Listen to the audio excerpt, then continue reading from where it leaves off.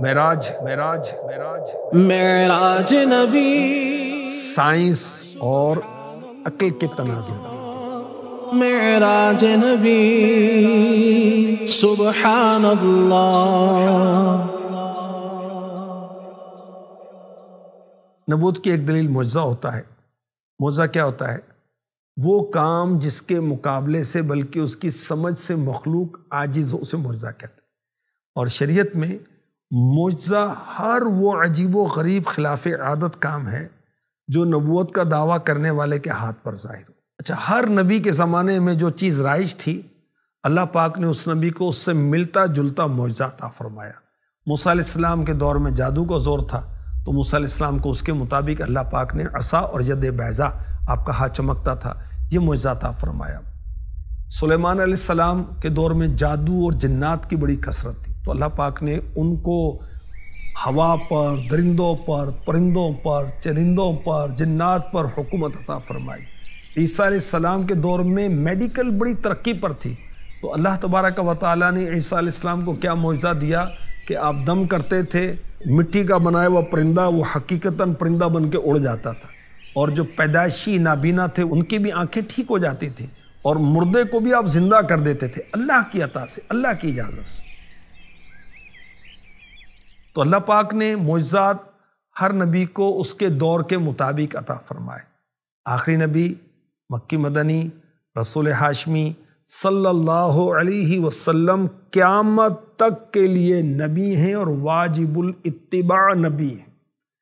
تو آقا علیہ الصلوۃ والسلام کو اللہ تبارک و تعالیٰ نے فصاحت، طب، طاقت، سائنس، سیٹلائٹ، سب قسم کے معجزات عطا فرما دی۔ مثلا فصاحت و بلاغت کے مقابلے میں یعنی وہ کم گفتگو میں بہت بات، صاف بات، اس کے مقابلے میں اللہ تعالیٰ نے قرآن عطا فرما دیا، اور اس جیسی ایک چھوٹی سی صورت بنانا بھی ممکن نہیں چاہے سارے انسان و جن مل جائیں۔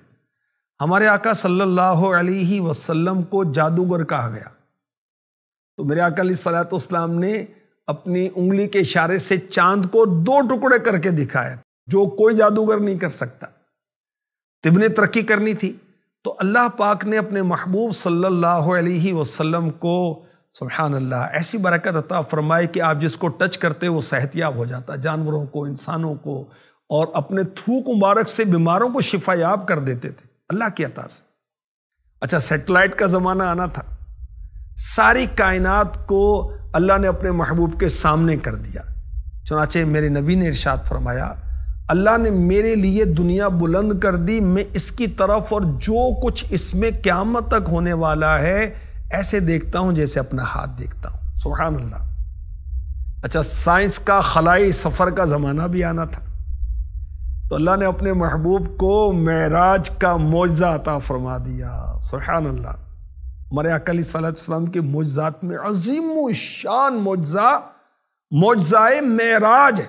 آپ اپنے جسمانی وجود کے ساتھ مسجد الحرام یعنی مکہ مکرمہ سے فلسطین مسجد اقصی تک کا سفر کرتے ہیں، پھر وہاں سے آسمانوں کا سفر ہے، سدرۃ المنتہا ہے، پھر جنت، عرش کی سیر، خدا کی بے شمار نشانیاں اور عجائبات کو آپ آبزرو کرتے ہیں، مشاہدہ کرتے ہیں، اور یہ سارا سفر، ساری سیر، سارے مشاہدات رات کے بہت ہی قلیل حصے میں ہوتی ہے۔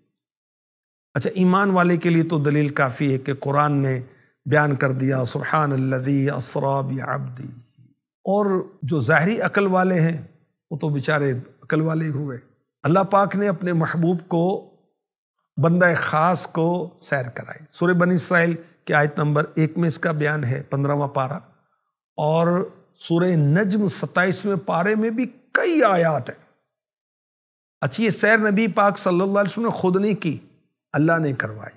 اللہ ہر عیب سے پاک، اللہ ہر کمی سے پاک، اللہ ہر کوتاہی سے پاک، ہر نقص سے پاک، ہر کمزوری سے پاک۔ رب کی شان تو یہ ہے کہ اس نے 6 دن میں زمین و آسمان بنائے، اور اس کے درمیان جو کچھ ہے سارا کچھ بنا دیا۔ میرا رب کسی شے کو وجود بخشنا چاہے تو ارادہ فرماتا ہے، کن، کاف نون نہیں، ارادہ الہی، وہ چیز ہو جاتی ہے۔ اللہ پاک جس کا حکم فرماتا ہے وہ چیز پلک جھپکنے کی مقدار میں نافذ ہو جاتی ہے۔ چاند اور سورج کو کس نے بنایا؟ اللہ۔ چاند اور سورج کو طلوع کون کرتا ہے، نکالتا کون ہے، غروب کون کرتا ہے؟ اللہ۔ آسمان کو اللہ نے اتنا بلند کیا، کوئی پلر نہیں ہے، کس نے بلند کیا؟ اللہ۔ اربوں کہکشائیں، کھربوں ستارے، آسمان کو سجا دیا کس نے؟ اللہ۔ تو معجزہ معراج جو ہے، یؤمنون بالغیب، ایمان والا اس پر عمل کرتا ہے کہ ہم غیب پر ایمان لائے۔ تو یہ اللہ کی قدرت ہے، اللہ کی شان ہے۔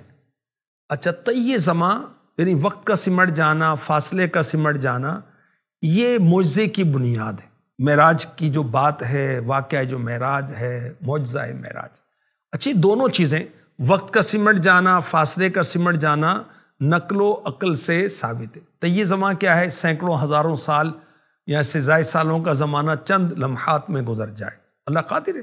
طی مکان کیا ہے؟ ہزاروں لاکھوں برس کی مسافت چند لمحوں میں، چند سیکنڈز میں طے ہو جائے۔ وقت کا سمٹ جانا، سورہ بقرہ کی آیت نمبر 259 میں حضرت عزیر علیہ السلام کا واقعہ موجود ہے کہ بیت المقدس کی آپ نے خستہ حالی دیکھی، بربادی دیکھی اس شہر کی، آپ کو وہ تعجب ہوا کہ یہ کیسے دوبارہ آباد ہوگا۔